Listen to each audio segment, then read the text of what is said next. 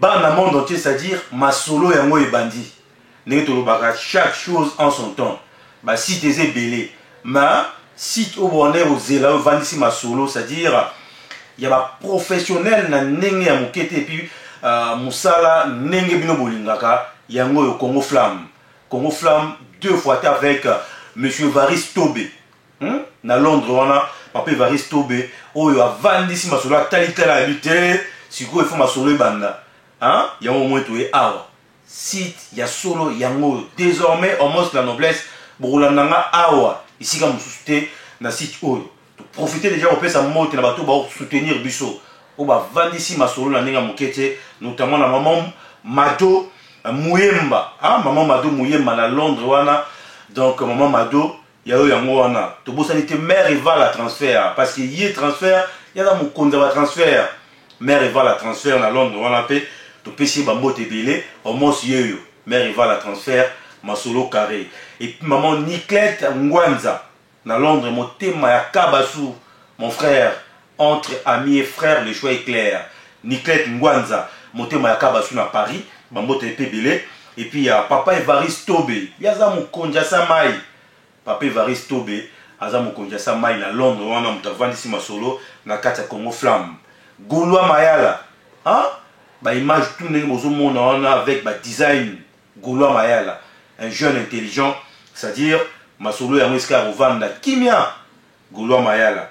Na bossalité, la grande famille Osakano, Patricia Tati Osakano dans Londres, Omar Osakano, Jean-Marc Osakano, Nénette Osakano, c'est-à-dire famille Nangam Nene, ainsi que mon père Vicky, Omar Osakano Iskiozali.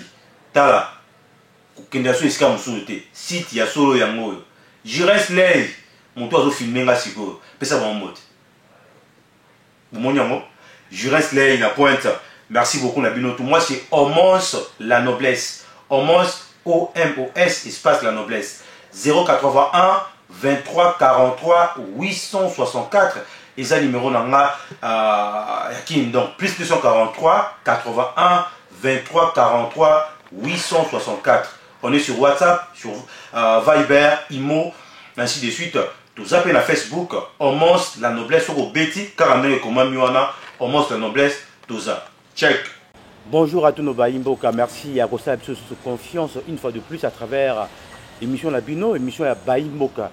Oui, à travers l'émission Oyotozoakaton, il y a traiter vécu quotidien, il y a Congolais d'une manière générale, qui nous en particulier, c'est-à-dire pour réfléchir sur la réalité, nous surtout, il y a la société. Alors, oui, ces derniers temps, makambo beleza koleka na mboka na biso sur le plan social banzela tozomona transport tozomona même collier baimboka tozomona justice tozomona makambo kili oza ko déranger plus d'une personne to lobby to ko l'exemple parce que télé c'est la télé républicaine les télé ozara toujours pembeni ya population de to lobby to benga pe moko ya balobeli ya baimboka to benga ye poto réfléchir na makambo to parce que baimboka ba balobaka ba député ba jouer un rôle na bangote yango to bengi moko ya ba député moko ya ba imboka au peuple ba PCP confiance pour kalobela bango na kombo ya honorable Moindo Zangi nde to kozana na tongo lelo pona ko solola na makambo wana tout on a oti kotanga awa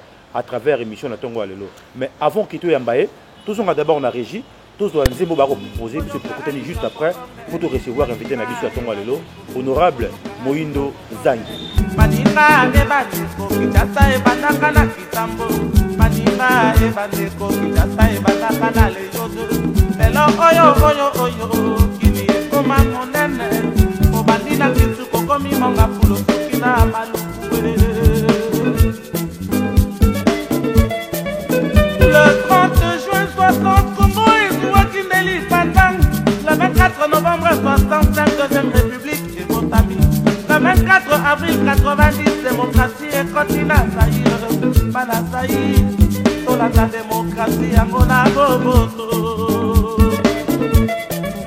Batou, na kasi la nini, ngana kuma mawa. Nyonso se makanisa venir à Batanangai. Nyonso se makanisa venir à Libota Nangai. Tola mwana Nangai à Liboto, talaka mokumba simana yo. Kozali mobali yo. Palemba camino na yete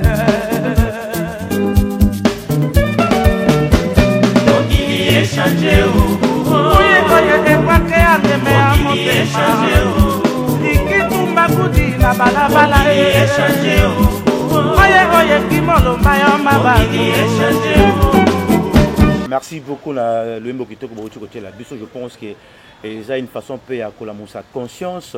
Il y a Baimbo Kanabiso Natongo Yalilo. Alors honorable Moindo Zangi, bonjour. Bonjour.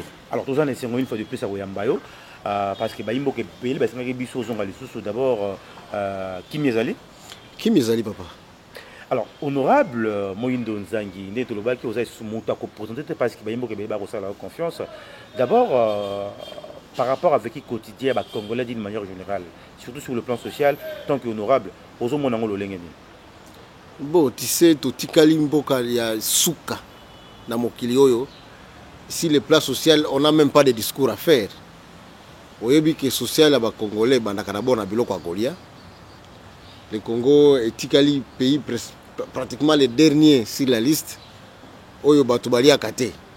En tout cas, à Kinshasa, ceux qui ont moni 13 millions, de 10 à 13 millions d'habitants, biloko ezokota na Kinshasa, hein?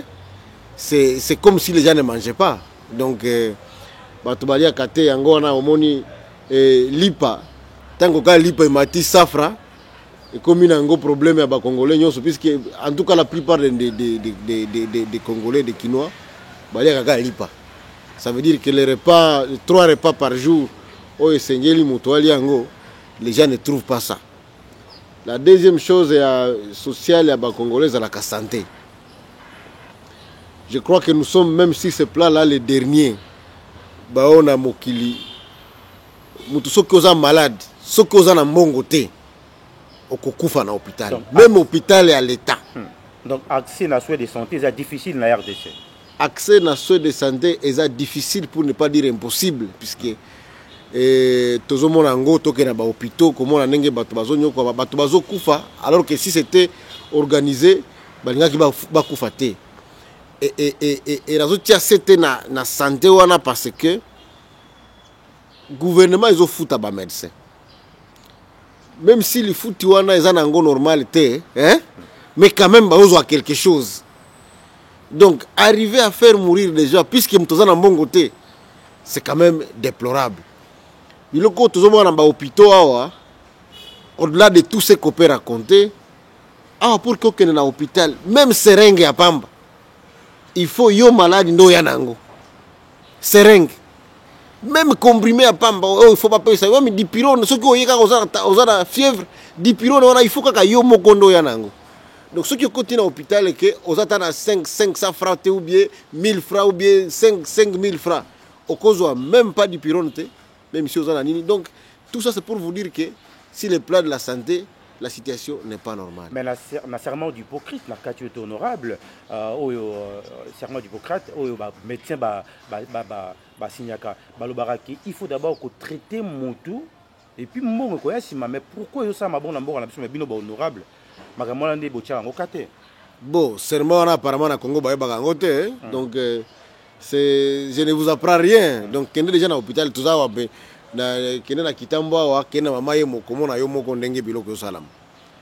alors, si le plat est à logement, l'hôpital 50-cinquantenaire, et puis l'hôpital va moderniser je crois qu'on a perdu l'argent pour rien. 100 millions de dollars pour renouveler encore que 100 millions, il faut tant est-ce qu'il on ne sait pas. Mais regardez les résultats. 100 millions et kotonga ba hôpitaux dans chaque, on peut faire un hôpital de référence dans chaque territoire de ce pays avec 100 millions de dollars. Mais bah concentrer un bon hôpital oyo, mais résultat ils a foutu. Si vous y arrivez, l'accès n'est même pas. Donc c'est la catastrophe. Mais même petit peuple bakenda kuna honorable, il faut qu'on rappelle ce qui va bien ça honorable Moïno Nzangi. Non, nakosa la commentaire te. Nakosa la commentaire à mabe pour l'hôpital wana te, mais yomoku kaka kende otala biloko salama wana avec 100 millions de dollars. Déjà bakaro ceux qui continuent à l'hôpital bakaro et banobima. Donc c'était de la pacotine et puis les services aux rendre bato wana. Peut-être il fallait mettre cet argent à mamayemo. Oh bato bazo kota quand même aux hommes nenge bato bazo kota affiliation à bato même si bazamango bien traité. Alors logement donc c'est un problème ceux qui au Tuni Kinois bien congolais, quel est ton premier problème? Ce premier problème est ça, loyer kaka. Akoyebisa yo makambo loyer, makambo bailleur, makambo locataire, puisque les gens ne sont pas bien logés. Salaire. Garantie à 3 mois, ça va tout le lot et ça m'a raté à cause de la réalité à Mboka. Peu honorable. Et puis l'Assemblée, nous avons la rangote. Non, mais nous on a voté la loi pour que tu aies garanti à 3 mois. Tout ça, il y a une législature, mais Batubazo respecté en côté, il ne revient pas à nous députés de faire respecter la loi. Il revient au gouvernement, surtout au gouvernement provincial, et tu as des structures contraindre à faire respecter, il a garanti à 3 mois. Mais ça n'a pas bien été. Alors, les salaires, parce qu'il y a un peu de social. Alors, tu as fait un 100 000 francs. Hein? Dans le bateau normal, des huissiers. Mais, il y a 2 ans, 100 000 francs, on a qui n'a valeur, il y a ça et $5 américains. Les lots 100 000 francs, on a la valeur à $65 américains. Donc, il y a 100 000 francs congolais. On a qui fout à $30. Il y a une année, 6 mois ou 2 ans. Mutanda ko wana azosenga kaka $30. Mais 100 000 francs wana ezala ki $5. Hein? Les lots ils ont $65. Donc ndenge ni mutu wana kufuta nandako afuti pe na ba frais scolaires ya bana. Afuti pe na ba soins de santé puisque son salaire n'a pas bougé. C'est resté 100 000 francs. Mais valeur à 100 000 francs wana hein? Et bouger, ça $65. Donc, sur le plan du social, c'est difficile que quelqu'un qui touchait $105, ça devient $65 à l'espace de 2 ans. Donc, pour ce qui concerne le social, ils appellent Makambo Belé le cola enseignement. L'enseignement, le Congo est comme Biloko Yambongo. Même pour les écoles publiques. Alors que c'est écrit noir et blanc dans notre constitution que l'enseignement primaire est gratuit.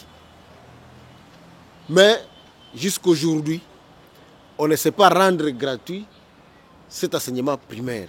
Il y a un taux de scolarité, même ici, il y a des chiffres, mais il y a des chiffres à l'Okuta. Talakana Kinshasa, la capitale du pays. Il y a combien de classe. En tout cas, ce n'est pas plus de 50%. Honorable, tout ça, puisque Batubazo Banga, Bana Baken la classe, Bazana Mbongo te, Moutazo touché 100 000 francs. Azana Bana 3 ou 4. Hein? L'école la moins chère ici dans Kinshasa. Ils ont $200 par trimestre. D'ailleurs, l'école l'équipe à l'université nationale, l'école primaire privée, et l'équipe Mbongo à l'université nationale. Mais honorable, Maramoto Zolo Beza, ils ont ma bête, ils ont ma lame. Même connu tout le monde a bien honorable, qui a salaire na biso ya $8 000 to $7 000 to zoaka, que salaire va fonctionnaire. Mon connu idée va névoya. Non, cela ne au moins il batanga ka chiffre. Tango batu ba otanga ba chiffre na ba radio, batu ba toucher ma $8 000, ba toucher ma non. Yango population patika na mutu hein. Ngana bomba kangote. Moi j'ai touché 5 millions de francs congolais. 5 millions de francs congolais. Oui. Équivalent à combien de dollars? Aujourd'hui avec le taux de 1600 ça avoisine $3 Ngana zana ndako na ngana Goma. C'est chez moi. Hein? Mais nazoya kusala musala wana Kinshasa. Pour nazo ndako nga député na kovana na kati awa na Kinshasa, il faut avoir $1000. Na lwaka ndako ya $1000. Hein? Si vous prenez mes 3500, vous enlevez les $1000. Oya ndako oyo député akovana na kati. Parce que j'ai ma maison chez moi. Mais si vous on a $8 000 et où tika ngana silisa. Si ça on. Nazana ndako na nga. Na ville na nga na Goma. Na yeko sala musala awa, il faut l'État prendre nga en charge. Ko prendre nga en charge bazo pesa nga emolima. Na emolima wana nazwi, emolima ezani expliquer ba imboka po ba iba. Emolima de salaire ba pesa ka ba député. Oh justement. OK. Ba pesa nga 5 millions de francs. Mais pour la vie à député, hein? Wana tieta iloko moko te. Nga il faut nazo ndako, ndako na nga il faut naza ndako. ndako ya normal au député comme na kati awa eza bon nazana muto so langa musala na ndako nazana mutuka ifona tia carburant pour ça la musala nanga ki député yango na je crois que quand on se focalise sur le débat oh eza mabe c'est que muto azozo déjà hier azozo déjà 5 millions hein mais azozo juste ba corruption ba $500 na ba $1000 pour na makambo ya ba vote oh donc aosa la musala na été azozo sous corruption likolo ya mbongo wana o azozo déjà parmi bino ba député musuba na kati ensemble il y a baza ba ko temo na corruption ba ko ngina mala ndenge ya corruption mais ba na kati ensemble wana ndeza mabe mais ce qu'il faut faire c'est faire en sorte que batoyo bokoza na pays c'est pas normal dans ce pays bozana bato ba toucher 5 millions de francs congolais ba muso ba toucher 100 000 francs congolais c'est anormal alors que mbongo ezokota oh il faut esalama il faut biso ba député to matisa ba salaire ba congolais mosusu au lieu que to kitisa ba salaire to 500 ceux qui ont 1 million de francs congolais et que ça la taille loko moko te pour na ba million ba congolais au bazali yo rondima wa pesa 1 million non c'est pas un problème ici ça l'attendement de tout le monde que to 1 million mais il faut que 1 million wana et permettre yo au sala musala na ya ki député mais ce qu'on doit faire c'est de faire en sorte que bato toucher mbongo muke hein tomatisa bango pe bazo mbongo oyo ko permettre bango pe ba vivre puisque c'est anormal que au pesa moto 100 000 francs congolais alors que yebi que 100 000 francs congolais wana ça ne peut pas lui permettre de vivre. C'est ça le vrai débat qu'on doit faire. Mais je dois mettre quand même une bémol et c'est important que na lo bango na tia PCT wana tozo futa batu 100 000 francs ba mosusu ajouter ba primo bazwaka par exemple ils arrivent jusqu'à 500 000 francs ou 600 000 francs parmi les agents puisque bon faut le bango quand même clair to futa limbola ba imbo ko ba criminal bino na musika ba magambo to futa ba enseignant 100 000 francs wana gouvernement des futango mais bango pe na ba école bana bazo futa mbongo na mbongo wana bana biso ba futa kuna bazo akape prime. Est-ce que tu me comprends bien? Donc à part 100 000 francs ya zozoa na l'état école paye peut-être 300 400 ou 500 000 francs na mbongo ba parents ba pesa na mbongo ba parents bazo pesa na école. Donc c'est il faut le comprendre de cette manière là. Alors il ne faut pas que Batope ba abusaka. Vous recevez déjà 100 000 francs plus les 500 000 francs que vous recevez de l'école. Il faut payer ça enseignement à bien à bana. Il faut payer ça enseignement à bana. Il faut payer ça enseignement à bien à bana. Deuxième chose, tozo futayo 500 000 francs. Aux agents au FIDA. Mais mutu kanayo ozo stamala mutu à 80 000 francs. Il y a 80 000 dollars américains. Bon, banda koza banda komoko 3 4 5 ba flat auto ngango na mboka. Hein? Et puis tu continues à pleurer que non, nga ba futa nga kaka 300 000 francs ou bien 500 000 francs mais papa, yo mutu ba futa 300 000 francs. Mbongo wana ezo uta wapi. Donc corruption zo ici katango lobby au FIDA. Donc ça veut dire ceci. Bato mingi bazolela ke bazo futa bango bien c'est ce qui est normal. Mais aussi il faut voir contrepartie au bazo sala na misala ya pour na rendre service na ba congolais. Puisque ce qu'il faut pas oublier, faut pas oublier que Congo ezaka ka bato travaillent à l'état té. Ezaka biso baso, même ba privé. Même ba chèque, ce pays leur appartient. Alors la solution de ce pays c'est pas seulement les salaires de personnes à l'état. Basa combien? C'est 1 million sur les 80 millions de Congolais. Alors il faut tout ça là-bas on doit tout faire pour redistribuer richesse ya pays na bana mboka nyonso ya ngona ozomona na slogan oyo ensemble za na ngona na titre ya programme ya ensemble za ke on doit faire la prospérité pour tous. Il faut faire en sorte que la richesse du pays soit redistribuée à tout le monde. Yo aux agents à l'état, aux agents à DGM, aux agents à l'état, aux agents au FIDA. Investisseur à Zoya, il faut un terrain favorable pour son investissement. puisque soki akoti na mboka akuti ke yo muto a ofida déjà na nini yo muto a DGM ozotungisa ye akota na mboka ozopermettre te ke bato baza na mboka bao baza baagent à l'état te bazwa mosala ozopermettre te mais honorable tozalaka kaka wana parce que oza molobeli ya baimboka honorable Moïno Nzangi mais par rapport à likambo ya OCC tomoni bajeune ebele bazobiba na likambo ya supu na tolo masango ya makasi bakomela bajeune bakomi dérouté kotikalaka mitaka na nzela mais est ce que makambo wana tobomona yango te bino bahonorable na assemblée nationale kuna esika bavota bino mais tomonaka yango yango wana loi epekisi biloko wana donc nous notre travail s'arrête à faire des lois tant que tosali loi topekisa biloko wana c'est que tomoni déjà que c'est dangereux pour la population et tikalika musala ya administration na gouvernement pour ko faire respecter loi oyo ezali malheureusement bazosala musala wana te OCC bazozwa mbongo na frontière bango base konta kaka kozwa mbongo mais basalaka contrôle ya biloko ekotaka na pays te wana eza danger pour la jeunesse pas seulement pour la jeunesse pour tous les pays puisqu'il faut biloko avant ekota na pays ezala contrôler na OCC nga na sala proposition et puis na kokoba kaka kosala ka proposition wana c'est pas normal dans ce pays qu'on donne qu'on fasse comme si bato baso la contrôle à biloko à l'état baza ba privé il faut faire en sorte que musala wana ya contrôle ezongaka na ministère ya économie OK baja ya OCC baza la verser na ministère économique baza la agent administration ya ministère économie et que mbongo baza la qu'il soit payé par les trésors publics mais biloko bazo sala puisque bapesa bango mbongo bango moko nde bazo gérer na mbongo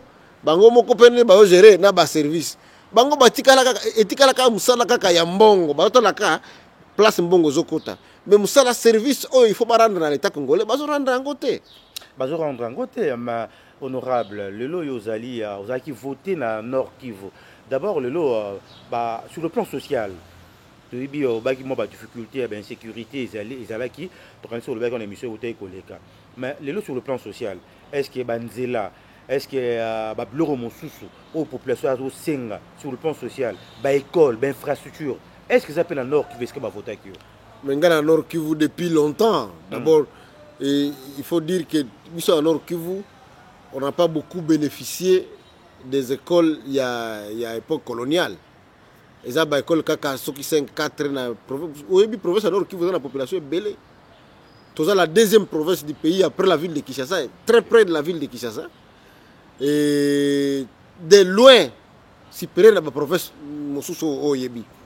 Alors, depuis longtemps, dans Nord Kivu, la population a une école. C'est la population, ce n'est pas les privés. La population est une école, mais une école publique. Il y a une population autour de l'église catholique, autour des églises protestantes, autour de l'église adventiste. Il y a une école belle, la population est déjà pour la nini. Donc, tu vas voir que par exemple, dans le ministère de l'enseignement, Nord Kivu est le taux les moins élevé, il y a des enseignants qui sont payés dans l'État. Donc, pratiquement plus de 70% des enseignants de la population de Futaka Bango. Biloko à l'État, donc l'État, il y a Congo, il faut avoir la responsabilité. L'administration et l'État, dans le Nord Kivu, ça a vraiment le lingue.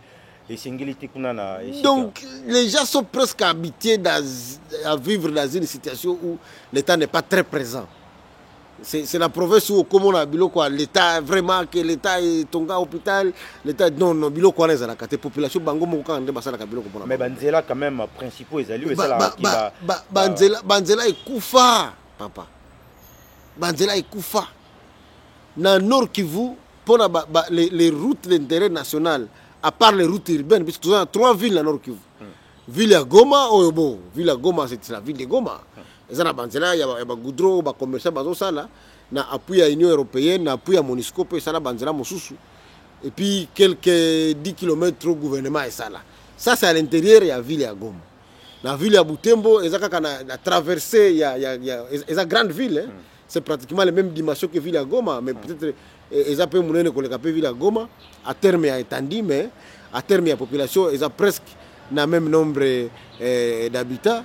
L'État est à traverser la ville 5 km à traverser 15 km à traverser la ville. Alors, à part ça, dans toute la province Nord Kivu, il n'y a que 60 km de route de Beni, de la ville de Beni, à la limite avec la province de l'Ituri. Mais tout le reste, ils ont Banzela et terre battue. Et Banzela, ils ont état mabé. Au moins, Nord Kivu, c'est une province où il y a beaucoup de véhicules. Il y a des poids lourds qui viennent de partout. Vraiment, la province où il y a trop de véhicules, c'est comme ça que c'est la troisième province fiscale de la République. Alors, Banzela, ils ont mabé. Banzela, ils ont mabé, mais est-ce qu'ils ont une structure moko ezali o etala makambo ya nzela wana mboka na biso pona kolandela so nzela eza mabe lokola bato ba ofuta ba impôt na bango et ki ba bongisa yango? En 2007, le gouvernement a créé FONER.